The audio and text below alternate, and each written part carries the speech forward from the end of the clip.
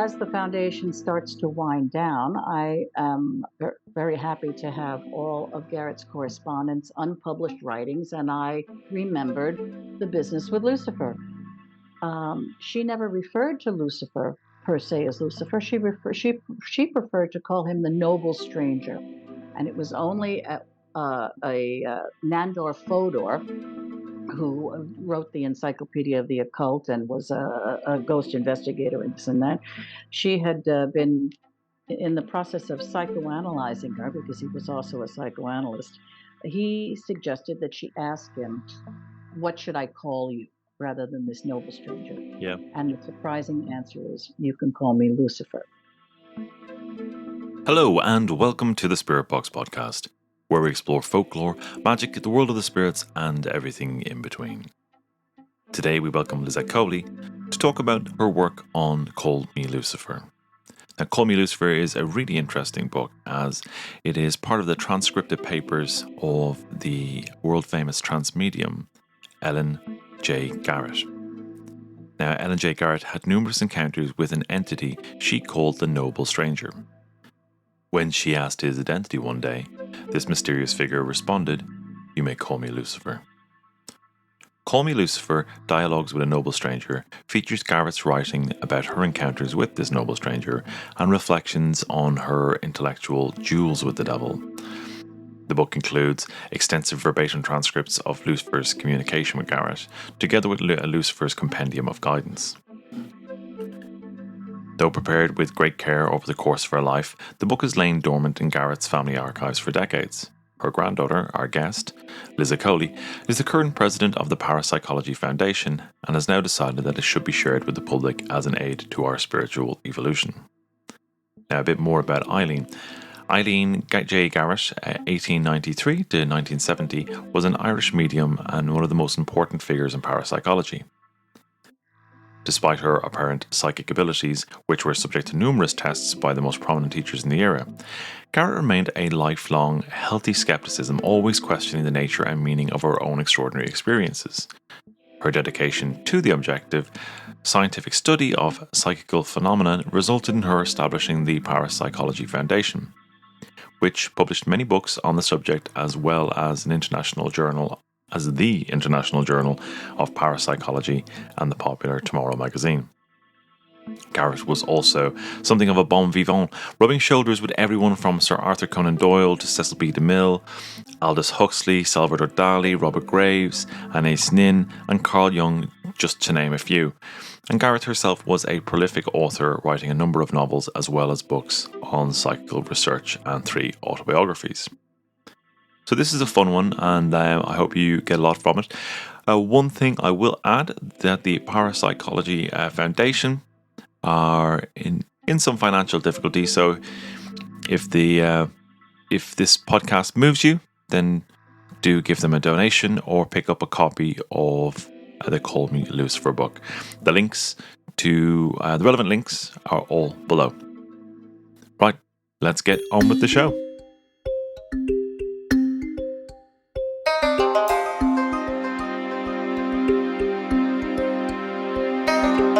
Now, it is my great pleasure to welcome Lisette Coly to the show.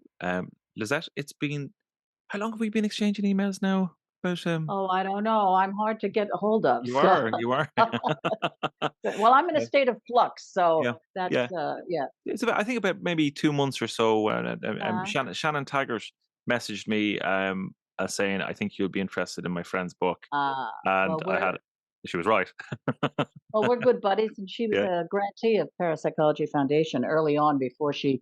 In fact, we helped her with her seance book of brilliant. photographs and this and Yeah, that. So, yeah, which is and a she's a good stunning drinking work. partner too. So Is that's she? I didn't know that. an added, yeah, for sure. Well, to get the show on the road, could you tell the audience a little bit about yourself? Well, my name is Lisette Coly, and I'm the granddaughter of the trance medium Eileen J. Garrett, who was born in County Meath. She's an Irish Colleen in 1893. Life magazine, once styled her as the greatest medium of the 20th century.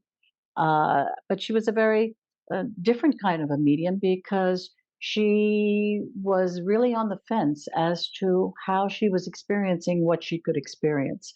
So she uh, acted as a trance medium at the College of Psychic Science in London, and had some very well known cases, which brought her to the world stage, particularly the R101 dirigible that crashed.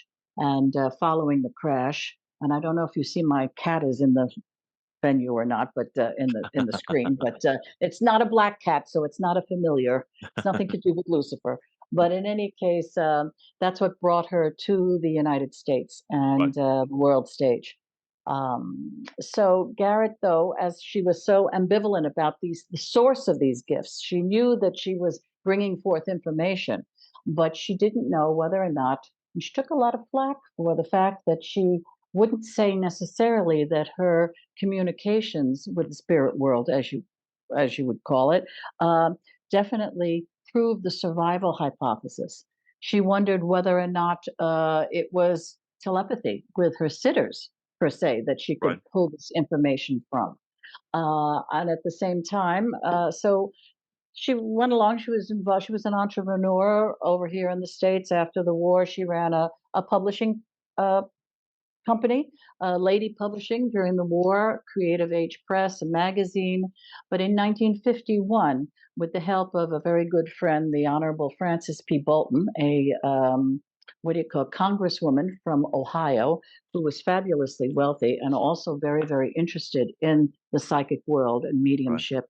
They, with what do you call it, Mrs. Bolton's money, they founded Parapsychology Foundation in 1951, which was not envisioned to proselytize and to convince people of the veracity of the phenomena, but definitely that there's a question here.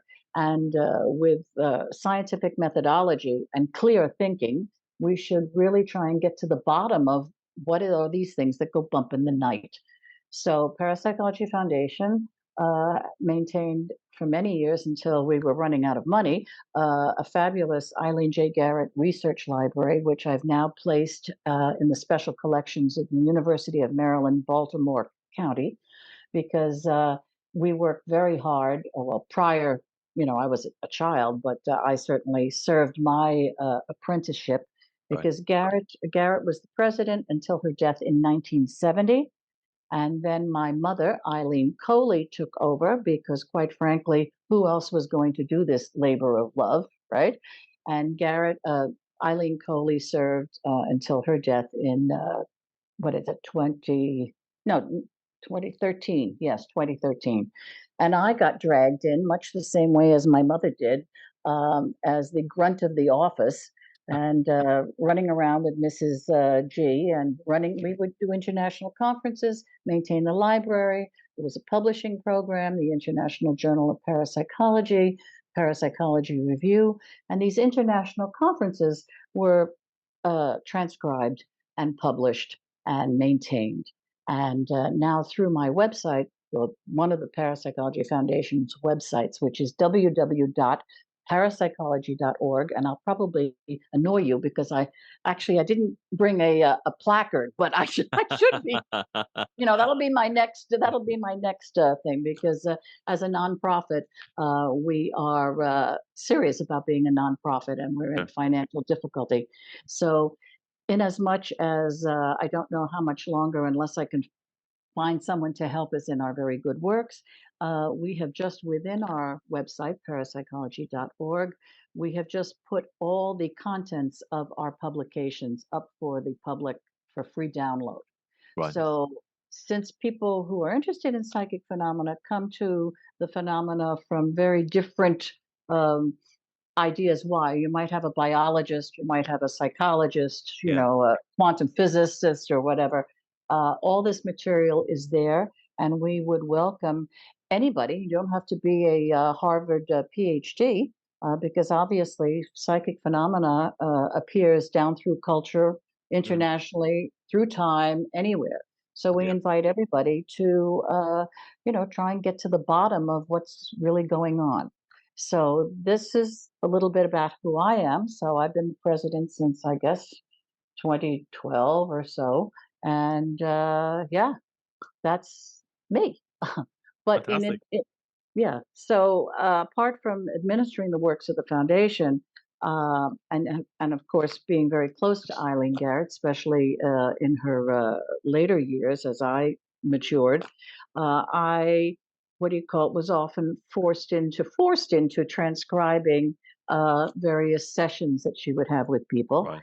and one of them was a personage or a spirit or a something that she never divulged to the public at large, kept it a rather a secret, in that um, she wrote several books about her own. There are several autobiographies, Adventures in the Supernormal.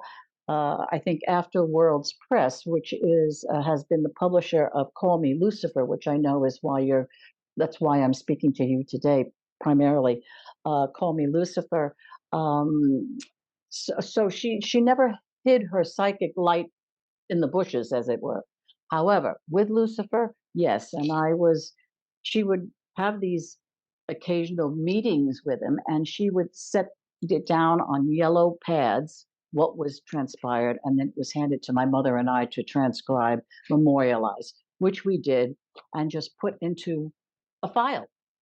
What to do with that? Oh, that was okay, all right, into a file. Well, as the foundation starts to wind down, I am very happy to have all of Garrett's correspondence, unpublished writings, and I remembered the business with Lucifer. She never referred to Lucifer per se as Lucifer. She preferred to call him the noble stranger, and it was only a Nandor Fodor who wrote the Encyclopedia of the Occult and was a ghost investigator and this and that. She had been in the process of psychoanalyzing her because he was also a psychoanalyst. He suggested that she ask him, "What should I call you?" rather than this noble stranger. Yeah. And the surprising answer is, "You can call me Lucifer."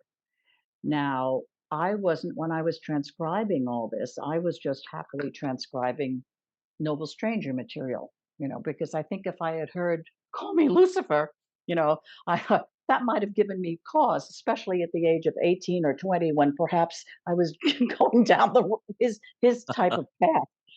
So I was always the noble stranger. So now, fast forward to a few years ago, and I remember these files, and I'm also interested in Garrett's legacy, both through the Parapsychology Foundation, but in her unpublished writings.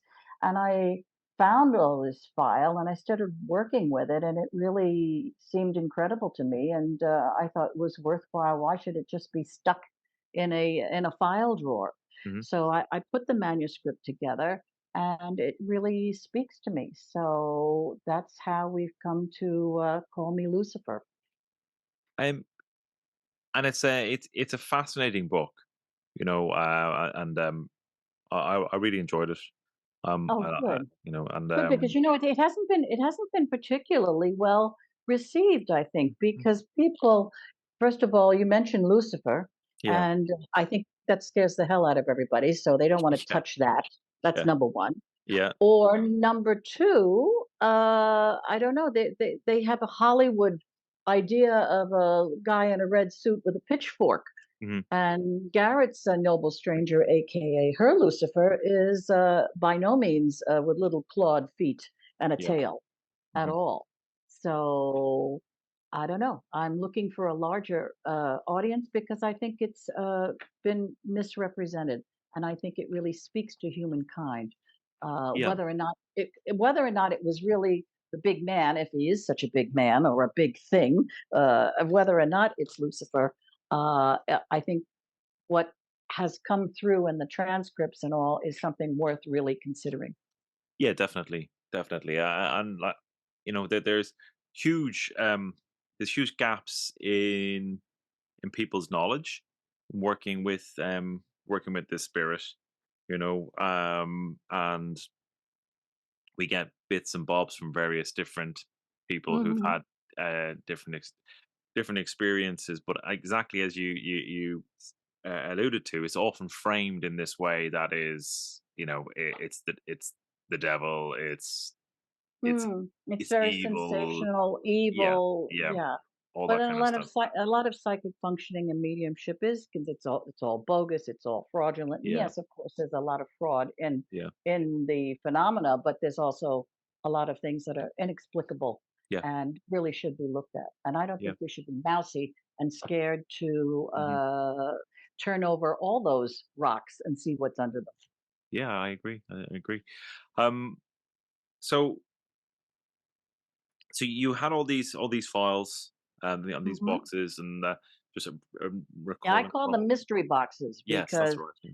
in the administration of the foundation, which was dealing with white coat, I call it white coat scientific researchers, the universities all around the world.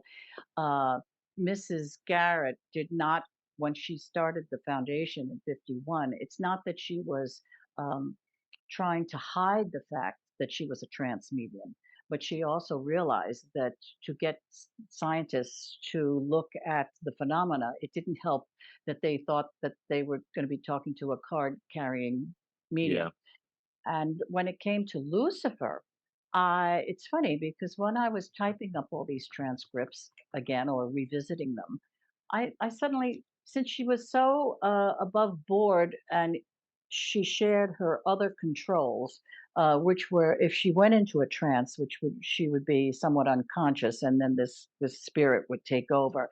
She had two well-known controls. The first one being Uvani, who claimed to be a 13th century Arab soldier, and he was known as the gatekeeper because if she'd go into trance sitting with her, she'd put her head down, breathing, and then pick up her head, and it would be Uvani. And I'm going to be very facetious, and I sleep with a nightlight because I'm always afraid that I've misspoken and I'm going to piss somebody off.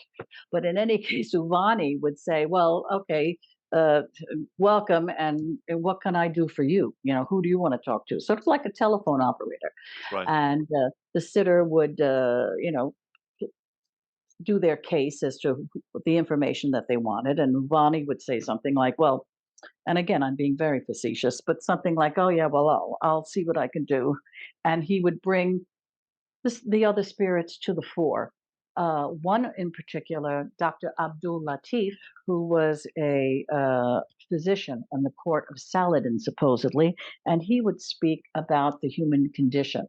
So the fact that she was writing several books and talking about Abdul Latif and Uvani, although she never understood the source of these guys and thought that perhaps these Arab gentlemen, as she called them, that she junketed around with, perhaps were some sort of an offshoot of her own psyche, right? Right. Some sort of a construct. But in any case, she never talked about noble strangers. So as I was typing all this up, I thought, like, well, that's so strange. Why would she have been so, not eager to share Lucifer? And the following day, honest to God, the following day, I'm in the files and I find a letter and she's writing and she said, "Oh, good God, well, I can't talk about Lucifer because as it is, it's bad enough. I've got the other two guys and the other people I'm traveling around with before we bring him into the mix." So I think that was the answer to my question as to why was she so reticent about sharing her dancing with the devil, if that was the cause. Yeah. That would be Yeah. what if that's what you would call it. Yeah. I mean, it's understandable. Like it's It's a bit much. The other stuff is a bit much, but this is one level above, I think, you know? Yeah. yeah, yeah, absolutely. And there's a couple of bits that I found really interesting, kind of in the first half of the book. That's kind of like some bits that maybe we can talk to, if you can recall the ones, when he talks about the nature of Lucifer, his nature. Um, Mhm. ref- the phrase is used, "He sees through us all." Mhm. Mhm. That like Yeah. he's yeah, Yeah, definitely. I mean, I have what did he say? Um, well, Garrett, I have some things from the book. I mean, he says, "My work goes on, it does not lessen." No, well, that's we know that by today's mess that we're in. Obviously, that goes on. She asked him if he was eternal, and he says, "Unfortunately, I am both the tempter and the tempted." Right? And he said that man gives me many images, and I have to fit into each one so that I not be rejected. And I thought, well, that's interesting because you've heard people say that everybody has their own particular uh, brand of what consists of a devil for each Yeah. individual, right? I mean, whatever. Garrett, I kind of liked Lucifer. I mean, in the foreword that I wrote to the book, I said I wouldn't mind dancing with him because apparently Garrett's Lucifer was very I think he was good looking, he was tall. Mhm. She describes him as very haggard, lean and haggard, but was sort of very sarcastic, but amusing, a real sense of vitality. But I think he was a rather sexy devil, if you ask me. But then perhaps I'm reading my take on the whole deal. You know what floats my boat. Yeah. But yeah, he very interesting character, really, and made her think Mhm. because she would often get very cross with him because, first of all, she could not summon him. You don't apparently summon Lucifer, right? You gotta wait to be tapped. I mean, it's all at Mhm. his bidding. So she never really knew when he would make his appearance. And he appeared to her apparently from the ages of I think she said about 3 or 4 in dreams, Yeah. and then in later years in 3 dimension, right? Really appearing and apart from the dream sense. In fact, I always liked in 1936, apparently, she was in front of Harrods department store, she writes, and she was looking at whatever was in the window or whatever. And suddenly, this tall, urbane gentleman is next to her. And he said, well, somewhat like, well, what are you looking in there for? And he said, you know, you'd be really, you can't afford any of that. And you'd be much better served to go and acquire knowledge. Why don't you go down the street to the Museum of Natural History or whatever? And she thought, well, that's a bit rich. But she toddled down to the Museum of Natural History, I think accompanied by him, and then got to the door and he disappeared. So, hello. Apparently, he does walkabouts. I like the idea that you know he was. Yeah, he sounds like a pretty interesting fellow. I think Mm. definitely. Yeah. That and those accounts are really they're really intriguing. A couple of things that I found um very interesting throughout what and the conversations that Yeah, were recorded is as you already alluded to the way he challenged um Eileen, and her yeah. She wanted concepts. answers, and Yeah. he wouldn't provide them. You Mm. know, and he would sometimes get upset with her, as if like, why are you harping on this? You know, like, and why are you bothering about God per se? Questions about from religion because he didn't claim to be because she asked him, do you come from any particular, well, not dogma, but any Yeah. particular religious background, Jewish, Buddhist, Christian, whatever. And he said, no, and all of them. So I mean, it was an eclectic, much more universal area that he's drawing from, Right. which I think is, yeah, it's more humankind, definitely, and never mind the story that you've grown up with. So again, it doesn't place him as what your particular religious persuasion is that would have you experience the devil in that particular manner. Yeah. And certainly kind of ideas around good and evil. Um, like there's no kind of hard and dry answers that he gives at all. No, and I think he really wants you to figure it out for yourself, right?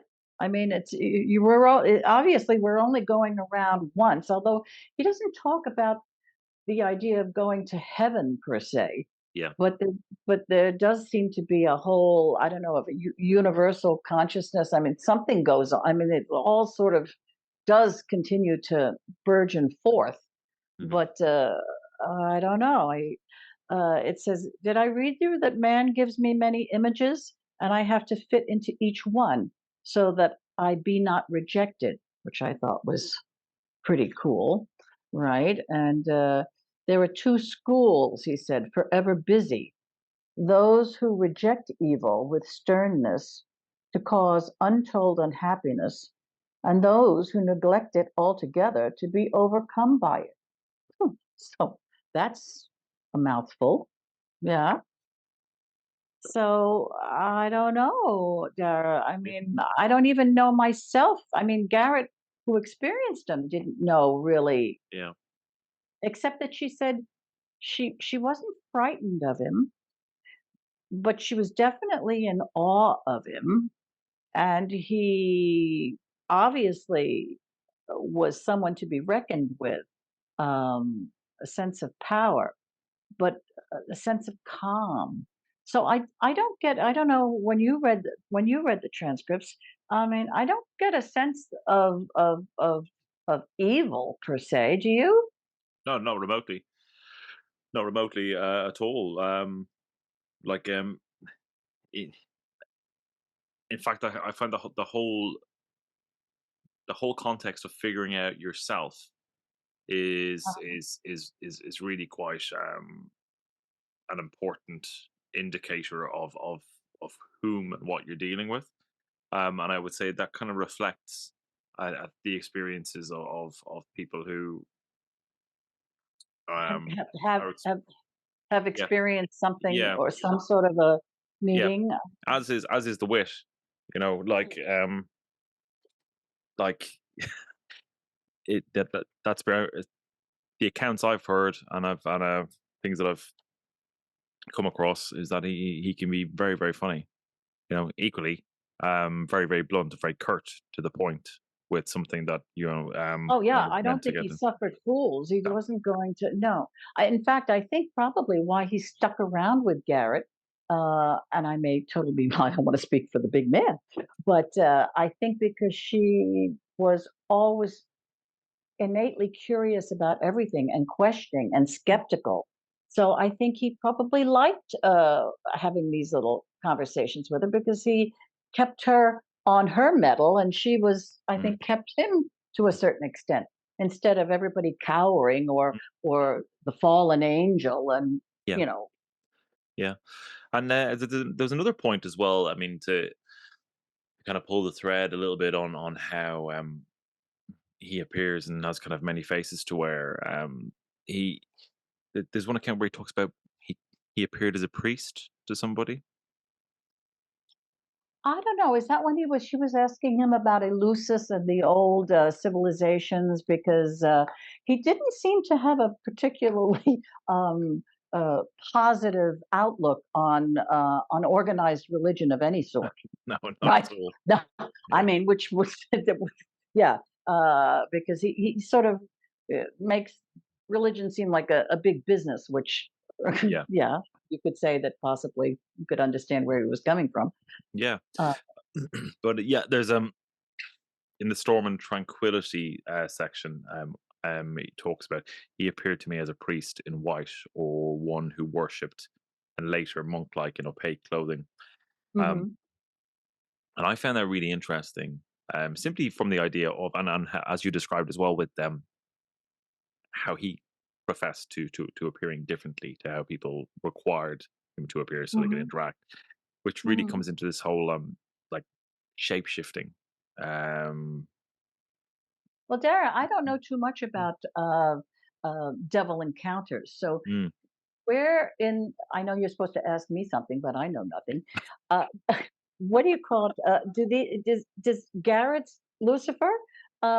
Is it in does it fit within other people's experiences, I or is I it would say off so. beat, or what? No? Yeah, I would say so. It is what I mean, equally, I caveat it with I know nothing too, but it's one of the things that seems to be apparent, right, are kind of patterns of behavior or patterns of themes that come up again and again. Um, and shifting is one of those themes. So the people who record stories where they're describing Lucifer or some sort of like emanation or avatar of Lucifer will describe this um, figure who is uh, able to shapeshift, Mhm, to deceive, to trick, for whatever kind of business um, is mhm, required. So like that. So the when I'm kind of reading through through kind of Ellen's work, I'm reading it from that perspective, and like that phrase, like to provide a face or appear as in a way that is most functional for whoever's mhm. witnessing me makes total sense. Because It varies wild. he seemed to always appear in the same or his persona, if you can call Mhm. it that, Yeah, seemed to be the same throughout the. I mean, he didn't shape shift as opposed to whatever yeah, period of time in her life yeah. or whatever. No, yeah, well, that's because it suited her. Sorry, I Uh-huh, say that, but I mean, uh-huh. again, what Well, do I I know. know, right? You sure we can't go to the pub later and discuss this in the snug or something? Yeah, that would make more sense. Yeah, for sure, for sure. And again, like the language, the noble stranger is like when I read that phrase, I was like, "Oh, there you go, Mhm, there he is," mhm, mhm. because people who work with him, um, Well, all the i- Gnostic tales, I mean, she was very good friends with, oh, what was the gentleman's name? Oh, now I'm gonna show my age. Never mind, it won't. But I mean, she mixed in different circles, yeah, including Aleister Crowley. Invited her. She would go to the Cafe Royal, I think, in London, where apparently Crowley had his an entourage, right, and he really wanted her to be one of his whatever do they call them, initiates or okay, yeah, whatever. yeah, And she had her table, and he called her, "Oh, you are a Pythoness." I guess she's been called many things. Why not the Pythoness? And he wanted her to join, and she just said, "No, no, thank you." And yet she was, he ended up in such a sad fashion, dying in Brighton or whatever, and this and yeah, that. And she was very, what's sympathetic right, about what he was doing, but mhm, she would entertain all different types. I mean, really. I mean, I think if mm. Crowley came to me and asked me to be an initiate, I don't know what the hell. I don't think, just to another day at the office. I don't know, but then again, interesting. Yeah. And she seems like I mean, such an extraordinary woman. Like I found the introduction to the book when you kind of give that kind of brief outline of her life really extraordinary as well. Did you Um, understand? Because, I figured, how can I be talking about who's Eileen Garrett anyway? mm, Because in this generation, I mean, she died in 1970. yeah, She was hard to describe anyway, let alone to a whole new generation. And then mm, you start talking about Lucifer in the mix here. I mean, I don't know. yeah, But there are lots more books in in those mystery boxes of mine. So that's as the work of the foundation wanes, but I haven't given up trying to find of benefactor, yeah, but or benefactors, because why not think big?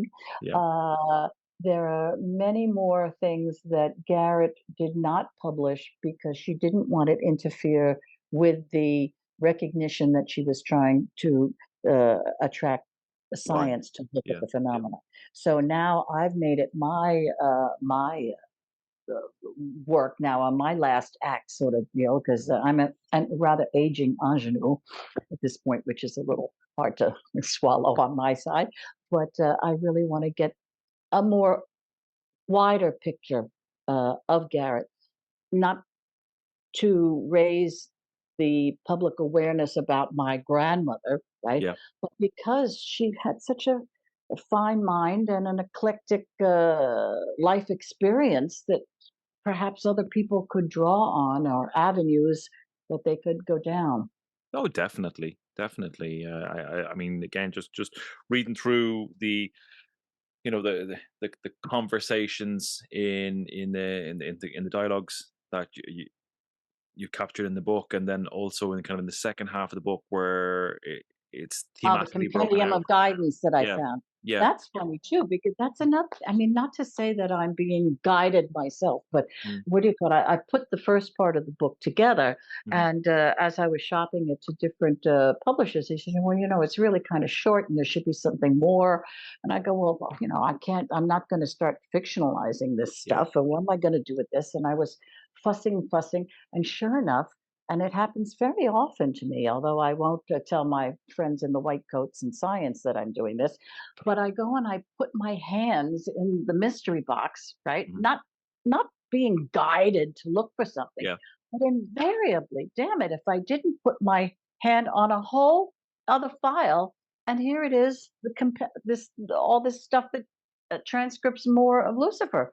mhm, So I called it the Compendium of Guidance, stuck it on the end of the manuscript, and voila. So it's almost as if I feel, and I'm going to be need the white coat, but I feel that it's almost on a need to know right, right, basis. mhm, And had I come to this much younger, right? I wouldn't be ready. I mean, you have to be somewhat seasoned and mature and around the block. And since science has not um, answered the questions that prompted the foundation to start, and that we are all asking, you don't have to be, in academia. Uh, there are more pieces of the puzzle, I think, out there. mm, So I'm going to try and add more grist to the mill yeah, per se, and mhm, I don't want that lost. yeah, no, So no, absolutely. And in that section, the guidance section, what were the areas that kind of surprised you the most or jumped out at you? it was very practical, and what do you call it? Especially again, when I say that I put my hand on things, my children at the time, I don't know, they were getting to be teenagers, and I was realizing that my reign as Mother Teresa or whatever to the kids was rapidly coming to an end. And nobody want I couldn't bake cupcakes. Not that I do that particularly well, but all my mothering, and I was very distraught one Sunday morning that no, where did it all go? And my husband said, "Oh, please."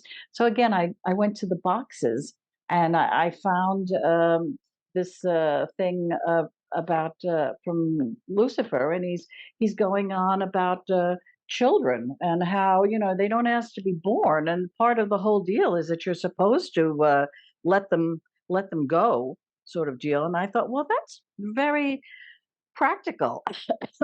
Also, sorry, when I became so concerned with the possible death of the foundation and the past. And here I'm trying to work with this legacy. Again, I put my hands on something, and he's writing on forgetting the past. And I'll share it. Stop coughing into your monitor or whatever.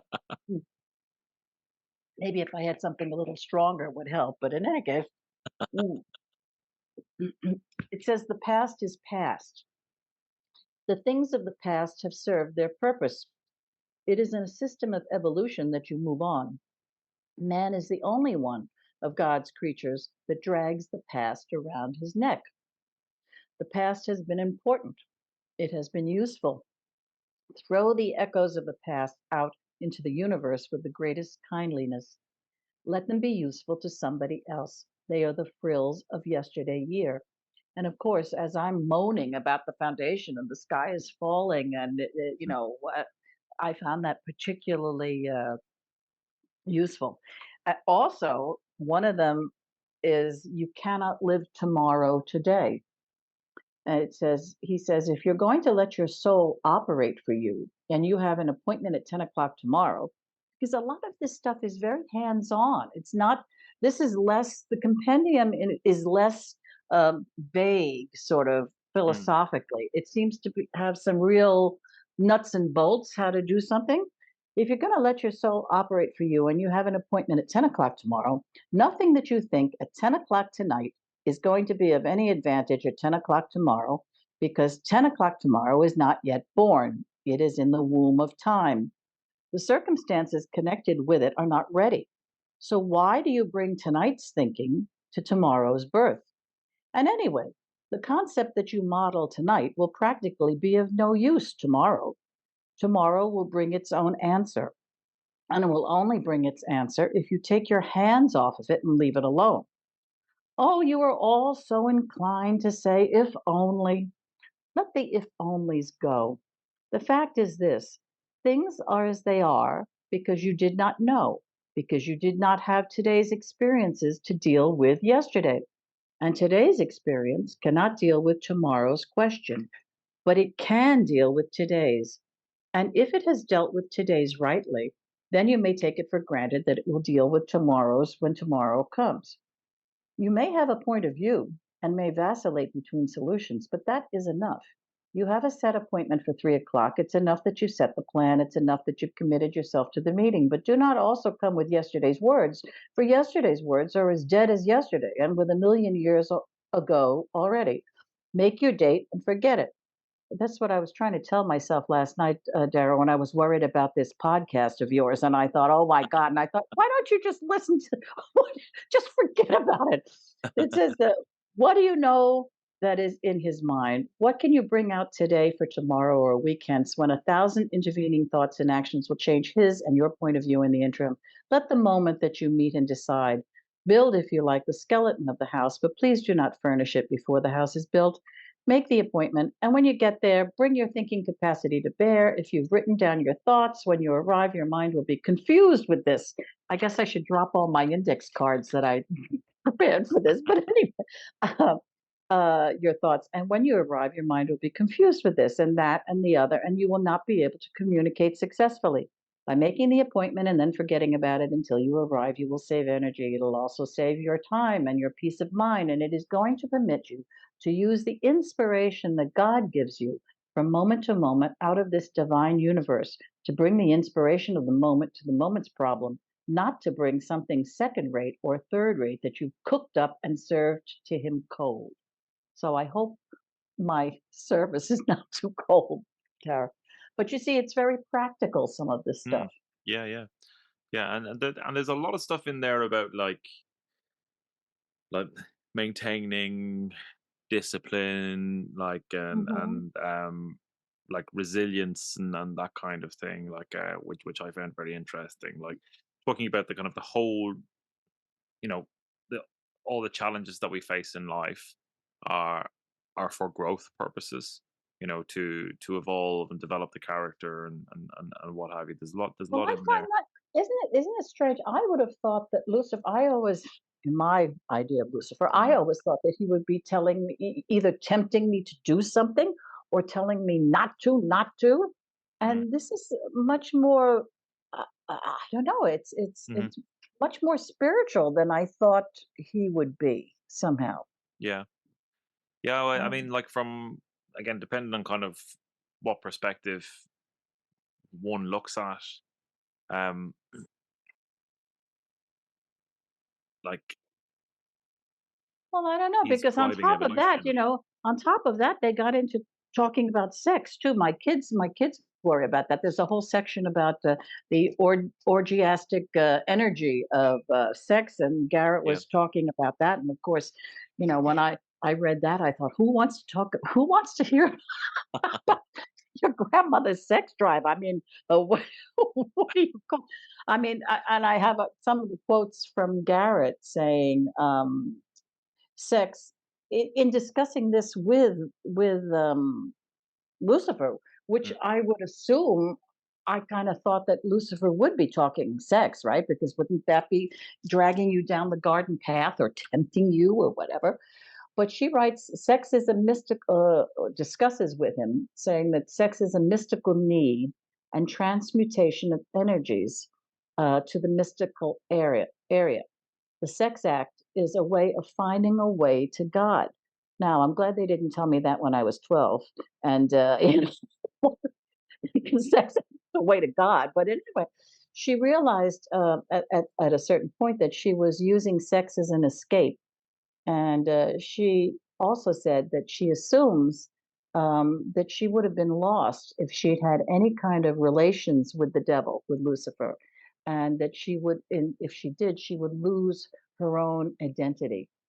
So I think Interesting. that's pretty interesting Mm, too, and not mm, and caught me sort of off base that I wouldn't have expected that from my idea of what Lucifer yeah. was all about. Yeah, I mean, the it comes up again and again, you know? Hmm. Like the in the Scottish witch trials, some of the kind of the more famous accounts, all talk about, experiencing, like, sexual intercourse with the devil. Mhm. Is that like Um, the incubus business or whatever? I mean, I don't know. eh, I mean, I mean, I can't say for sure in any regard, but, there's mixed accounts. Some were described as being kind of, uh, incredibly, uh, pleasurable encounters, and others less so, you know? Mhm. But they're there, like, there's a lot in there, you know? There's a lot of accounts of Yeah. that, like, so, um, it doesn't surprise me to hear that sex as a theme would come up, Mhm. you know? Mhm. And also, like, you know, again, Interesting. what he's saying about him being tremendously handsome, like, there's certainly Yes. that's Yeah. a Yeah. that's a thing that comes up And again. well dressed. And I Yeah. thought, well, okay, Mm, she, whatever. mhm. And he would appear, she never saw her controls because, again, there seems to be she was puzzled as to the delineation that the controls she never saw them. She was asleep, Yeah. all right, there would be transcriptions of what was said, but she had no sense of what they were saying.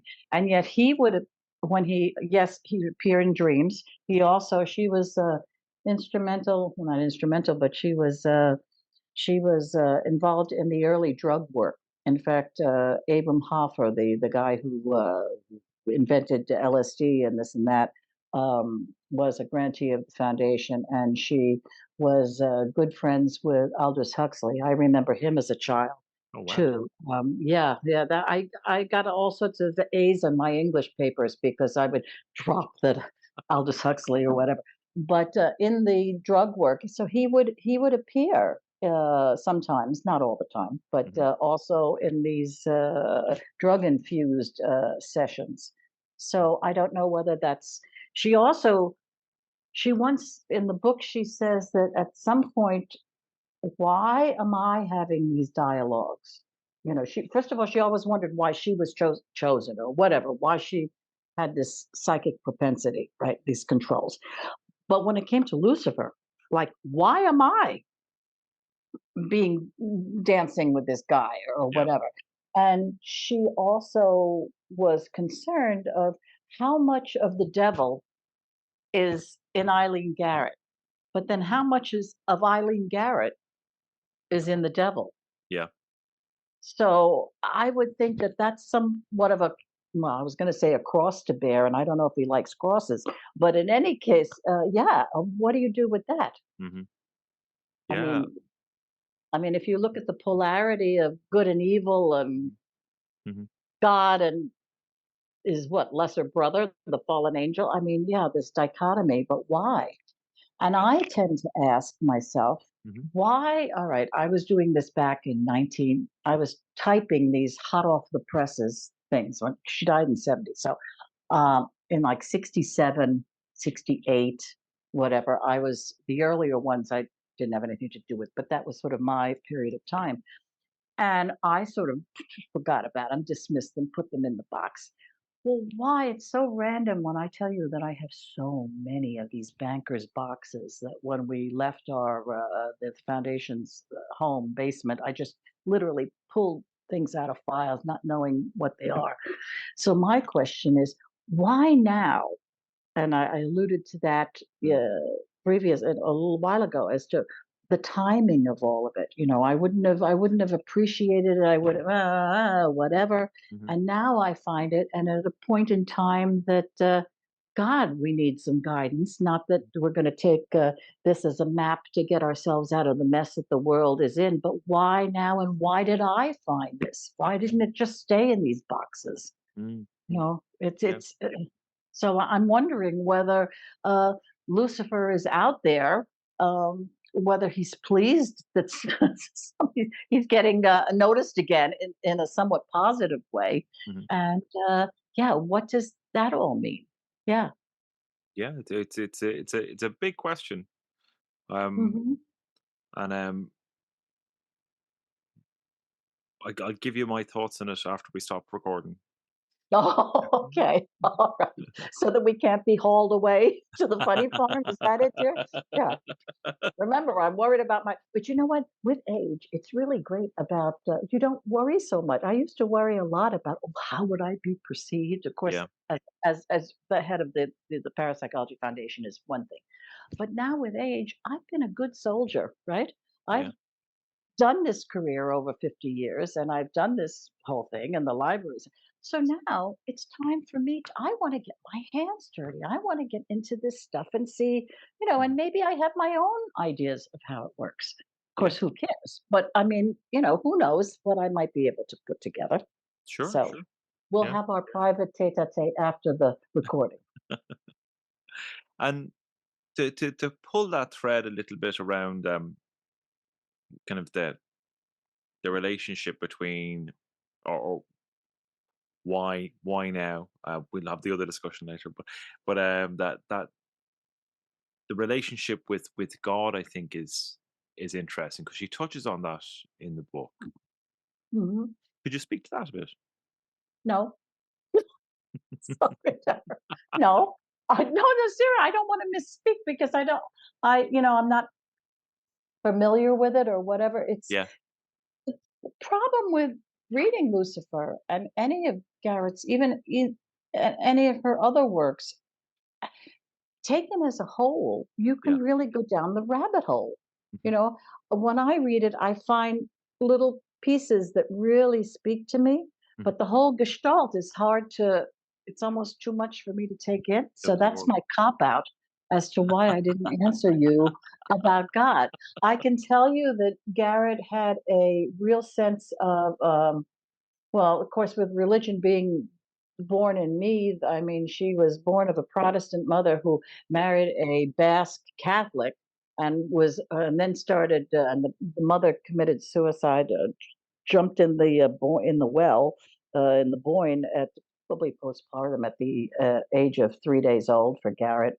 And then Yeah. a couple of months later, the husband, because the family uh, disowned them, sort of with the mixed Right. marriage, was Yeah. Protestant and Catholic.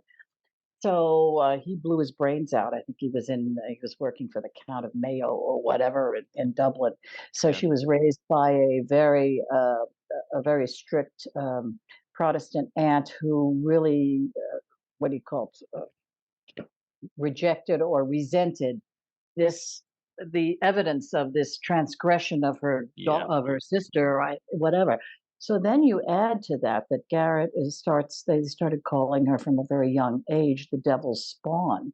Mm. The classic thing is she was a small child, and one of her aunts came to the porch and arrived with a baby in her arms. And Garrett was very happy to see her, or little Jeannie, as they called her in Meath, was very happy to see her with the baby. And she ran in to get the caretaker aunt to say that the other aunt is here. And of course, they went out to the porch, and nobody there. So caretaker aunt was very angry with Garrett and said, "Just stop any nonsense or whatever." And then it wasn't until the next day that the word came that the favorite aunt had died in childbirth.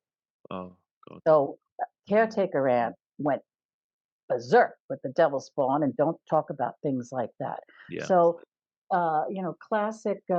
When you look at the lives of other psychics too, she had to go within because Mhm. she was ostracized from everything, right? But in talking about God and religion, she was. she went to the national school in Meath, Protestant, but there was also some Catholics there, and she was very drawn to the Catholic ceremonies. And of course, caretaker aunt was really pissed off when she heard that she was looking over the balcony at the Catholic ceremony, and Garrett was very upset as she got older because she was looking for something in organized religion. And Hmm. even to the fact that when she married her first husband, she thought, or when she was confirmed, she thought that there would be this big religiosity or this feeling or something that she could grab onto. And it was a bit of a ripoff. And she even writes in another book, not in Lucifer, in her biography, that she was so distraught that she wanted to hear from God himself or whatever, and she ripped up a Bible, figuring, oh, well, that'll get his attention. Yeah. And no. So she was always so she had a complicated, what do you call it, relationship with religion in Yeah. general, but I Yeah. think at the end, with all this, it was much more this universality and universal consciousness. And before I start singing Kumbaya, but, I think that's somewhat where she stood. Yeah. Yeah. Yeah, that's fascinating. And of course, kind of like for context for the listeners, um, at that time and in Ireland and up until kind of Oh, the relatively Troubles recently. and all Yeah, and yeah. this and that. Yeah, for It's a sure, deeply, for deeply sure. kind of schismed country. Well, to In do a commercial, after World's Press, which is the publisher of Call Me Lucifer, and I really want to do a shout out to Dr. Gregory Shushan, who took a chance on Lucifer, but also is quite a respected academic looking at comparative religions and right. whatever. So of course Lucifer would probably Yeah. it he would be interested, but they're going to be publishing this year another autobiography that was never published in the States called My Life is a Search for the Meaning of Mediumship. Right. And I think I would tell your listeners or viewers or whatever to be on the lookout for that sometime in 24, Mm. because I think uh, she was she was a very good writer. She was interested in words, but then she was Irish, so I guess she would write the gift of the gab or whatever. Yep. Uh, but most people who are psychic don't have the patience or the tools with which to try and explain how they do what they do. Not that she understood it, but she set down recordings of that. And I Right. think that's particularly valid in many of her other books, Awareness, My Adventures in the Supernormal. So all these books, including Call Me Lucifer, are available in Amazon and in bookstores. Yeah. So, and to do a commercial, in addition to that, Parapsychology Foundation maintains a large YouTube channel. And we've done a lot of lectures and interviews with people there. I think there's something like over 160 items Oh, in there. fantastic. Yeah, and so I would tell people Hmm. to go to the Parapsychology Foundation YouTube channel, Hmm. and because it's not going to cost you anything, and puddle around in there for whatever floats your boat, right? In addition to that, Parapsychology Foundation has its own Facebook page, Parapsychology Foundation. I continue to post in there. Yeah. And also, as I just said, that I've been a good soldier and I'm doing my own thing now. I have my own page of my own personal page, nothing to do with Parapsychology Foundation, entitled The Supernormal Legacy. Right. Supernormal Legacy Facebook, and I think I'm going to be trying to do um, a website in the coming year, which is more or less more of where I can place more of this unpublished writings about Hmm. Garrett, and I haven't really made up my mind, but I'm sort of stirring the Yeah. pot.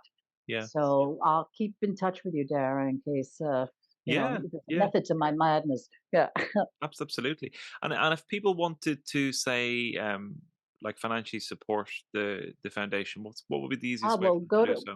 well, send me a check. I'll even come pick it up because I love Ireland. But in any case, I married a Greek, but I could be forgiven, right? For sure, for sure. But in any case, you go to our main website, Yeah. parapsychology.org, and there's a big PayPal donate button, or you can certainly send a check, uh, Yeah. what do you call it? A deed to the house, whatever, to me at the address there, and as long as it's made out to Parapsychology Foundation, because my accountants and the IRS, the Internal Revenue, would be really angry if you put it to my name. Well, I'd be happy, but they wouldn't be. So well, I'll make sure to have all the links to everything good, you've mentioned there in the show good, notes. good. Well, it's I've really enjoyed chatting to you. It's been Well, we didn't come to any big, you know, answers to anything, do we? Yeah. there never is. I know, I know, I know. Yeah, But with age, you get impatient. It's like, oh, for heaven's sake, I've spent a whole lifetime now with this nonsense, and three generations of my family of women, right? yeah, And I even fourth generation, my daughter Anastasia, as you met, because yeah. I dragged her into the business. I mean, the effort, of what it, as usual. So, yeah, yeah, yeah, yeah. We'll just keep stirring the pot and seeing what we can all come up with. Well, it's hugely important. It's hugely important work, you know, and I know the listeners to this show are so many people who have experienced things, you know, of as you would use the phrase super of the supernormal, you know. Well, I'm gonna have to live, because you found me. I haven't found you, so I have to tune into Spirit Box because I think this is a fertile ground for the kind of things that I would like. And definitely, I've got to learn more from your readership or your community about the devil, because sleeping with the nightlight on in the bathroom is maybe it's gonna be. I don't know if anything happens tonight. I'll let you know if I see There's a. plenty there's plenty of people who still do. Okay. All right, Garrett. Thank you for It's been a having real me, though. pleasure. All right, my dear.